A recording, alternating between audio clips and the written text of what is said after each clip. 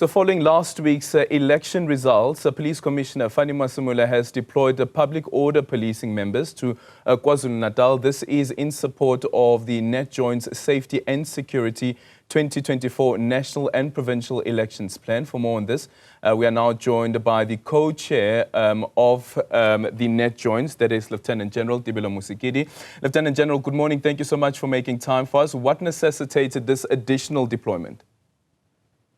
Thank you very much, Aldrin, and a very good morning to the newsroom viewers at home. The operation, as you have heard before when we were doing the briefing, from time to time we consider the intelligence brief that it's done on a daily basis and as and when there is something to share. So the intelligence community briefed the NATJOINTS, and the decision was then taken by the National Commissioner that we need to augment the team that is currently in KZN to be able to respond. As we have planned that should there be any eventuality, we will mobilize resources that we have in our disposal. Yeah. Why specifically KZN? Because other provinces haven't had the same additional deployment. What is it about KwaZulu-Natal that has necessitated it? It's not only KwaZulu-Natal where we have additional deployment, other parts of the country as well we do have. It's just that in KZN we had to augment the team that is there. You will recall that last week we were in Harrismith sending off the teams that were going to both KZN as well as the Eastern Cape. We have also a day after that sent the team, an additional team to Mpumalanga. We do have additional team in Gauteng. And as and when we receive intelligence, we respond to the intelligence brief that we receive and we augment the teams that we are having, or we supplement what we are already having in the provinces in an attempt to implement or execute our post-election plan that we have put in place. Yeah, but KwaZulu-Natal again has, let's say, 800 additional police that have been deployed as part of the NATJOINTS operation. Is there any other province that has 800 police officers deployed there?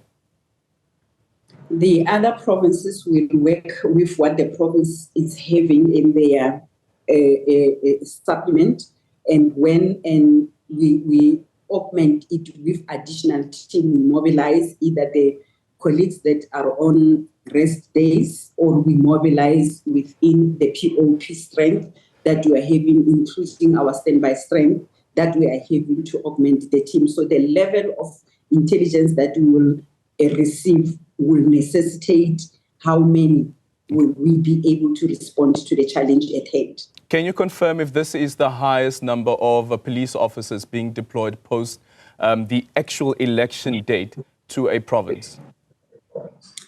Not necessarily. You will recall that during the election, we also requested our colleagues to manage their leaves, those that will take the leave prior the election, the period of election, and those that can put it a little bit forward, that they will take it after. We have done so. So we have a lot of deployments during the election. The numbers are reducing now, but in terms of us to supplement the operational teams that are there to ensure stability and normalize the province, we do consider the medium risk teams that we have sent off to KZN as an addition to what we are already having in KZN. We have not supplemented the team in Eastern Cape so far. We have not sent additional team to other parts in Mpumalanga and other parts such as Gauteng, where we are receiving such intelligence.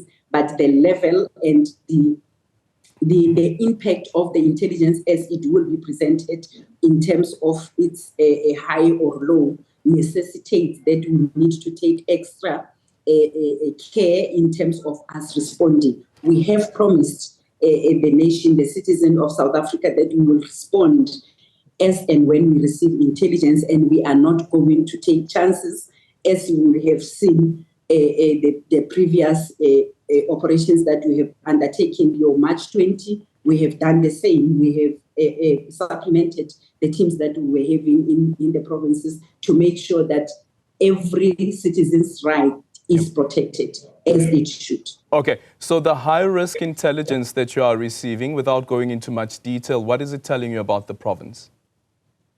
Unfortunately, Aldrin, you will know that that will be the information that is privy to the NATJOINTS and the operatives. If I share intelligence, and it will mean we are exposed as the security cluster. Therefore, we respond according to what the intelligence communities will tell us to put in place, or what we think will be necessary to put in place, without divulging what intelligence is telling us. Okay, Lieutenant General, what does this sentence in the statement that was issued yesterday mean? In this phase, law enforcement agencies monitor activities related to the outcomes of the election results. What does this mean?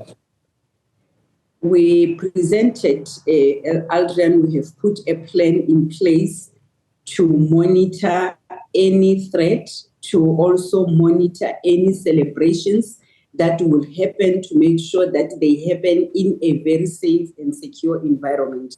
That is what we mean to say anybody who plan to have a celebration, anybody who plan, because we have been managing protest marches, those that will be dissatisfied.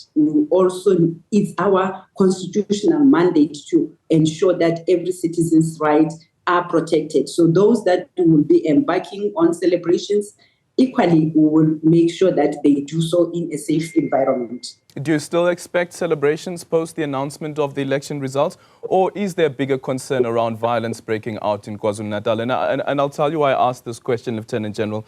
Yesterday, my colleague Iman Rapeti was in conversation with Gayton McKenzie, the leader of the Patriotic Alliance, and he believes that the police are actually downplaying the level of potential violence post the elections, publicly though, but internally you are having these conversations about the high risk of violence actually breaking out. We are having consideration. We take every intelligence that we receive seriously. We are saying we are not going to take any chances. We have indicated that we have learned our lesson in previous incidents that were taken. The similar modus operandi was used previously, and we don't want to take any chances. I can assure the citizens of this country that there is nothing like we are not taking anything seriously. We do, hence we will always consider mobilizing whatever level of risk that we are receiving. We look at our capability and the capacity within our medium or high risk trained police officials, and we will deploy accordingly. There was a WhatsApp voice note that have been doing the rounds. Not sure if the police are privy to this, where the individual is also calling for mobilization that would lead to violence because of the results that have been announced by the IEC. Does the police know about this? The intelligence will analyze and assess any intelligence that they receive, whether it's on social media or any platform that they are monitoring, and they will then analyze and come and present the analyzed product and advise on what needs to be done. And as the cluster will then look at the capacity and capability as to how we respond to that. So yes, we do have a media monitoring, we have social media monitoring, we have monitoring in terms of our ground coverage. All those will get into the basket, it will be analyzed, and will be presented by those that are experts in the field, and we will then put measures in place to ensure that we respond accordingly as law enforcement. Is the SANDF assisting? Recall we said SANDF will be on standby. We don't want to put this country as if it is a country that is so violent, that is at war with itself. So we are still having SANDF on standby to assist the police if need be. If there will be anything suggested, we need to call upon the SANDF to assist. We will do so as we have put them on standby. Yes, they are on board. Remember, they are part and parcel of the cluster. I am co-chairing the NATJOINTS with SANDF and SSA. So obviously, if there is a need for us to call the SNDF colleagues to assist, but we will assess as where and how are we going to request them, because remember, they are not trained to do the policing within, but we do have the way of working together with them, directing as the police, as they will always be supporting the police in discharging this particular responsibility. The security and safety of our people, of our citizens, is of utmost importance as at this stage. And we have done so during the elections. We have received the same information, sporadic informations, we have deployed and we have delivered. And thanks to the citizens for behaving. And equally, thanks to our members of the South African Police Service and all its partners, all the other departments that came when we called them to ensure that we deliver on our mandate. And we have done so already a week ago. We have delivered. Everybody who wanted to go to the polls did so. And we make sure that we respond to those that did not want to adhere to the rules of the law. And we have arrested those that we were found wanting or on the other side of the law. And we shall do so until this country is a safe space for investors, for economies, and for its people to live in. Thank you so much for your time, Lieutenant General Mosikili there, who's the co-chair of NATJOINTS.